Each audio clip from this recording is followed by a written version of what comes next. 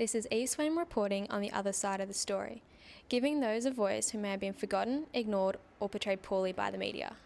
Today, we'll be investigating the underlying mental health issues associated with the Australian police force.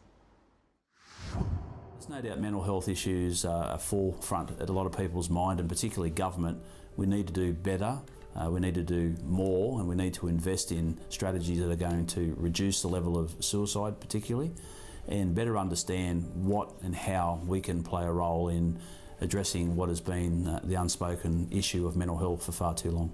Mental health is like a lot of other illnesses. Because we can't see it, people just don't believe that it does exist, and it's very indiscriminate. You know, you can be the strongest, toughest man around or person, and you can be subject to mental health issues. The community needs to understand that policing is a very stressful job. Dealing with the public can be stressful. Dealing with internal complaints can be stressful. Dealing with deceased, accidents, any time where there's stress on the public, there's stress on us as well. A lot of people join the police force quite young.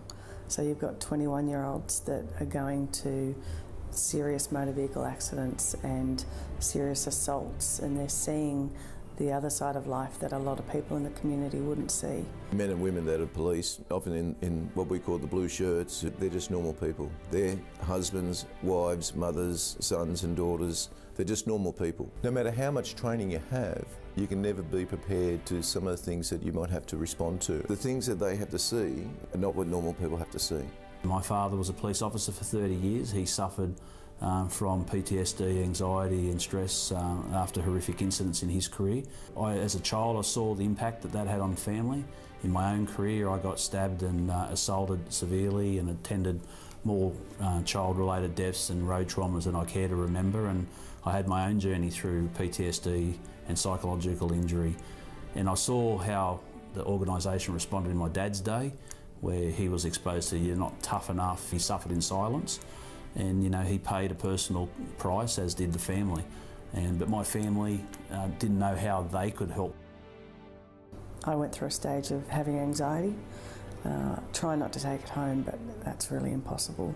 It's hard though because it's invisible, so trying to explain what you're going through to the bosses can be hard. Trying to feel like you're believed can be hard. Police may not get help with mental health issues if they have them themselves, because obviously it puts them at risk of being taken off the street. If you have issues that may affect your work or that you're suicidal, then you wouldn't be able to work. So police may be unwilling to come forward with that sort of information. Yeah, I'd say the men think that they need to be tougher. But in saying that, I've got some male friends that were in the police that are now out with PTSD. That was probably quite surprising.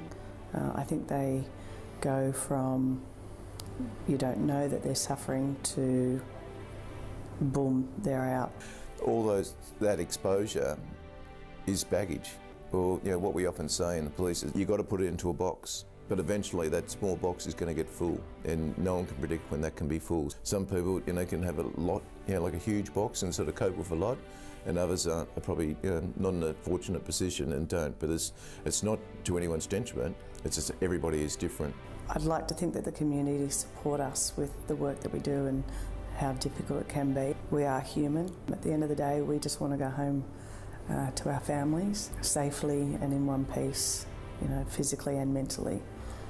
There's still more to do, there's more understanding to do, and there's more confidence that the officers need to have in the system that they can get support. There is support available to them so they can ask for help, which again is the key to any successful road to recovery. Mental health impacts 1 in 5 Australians annually and sees nearly 8 people die by suicide every day. As we've seen, mental health issues associated with the Australian police force are no different. This is Swain reporting on the other side of the story.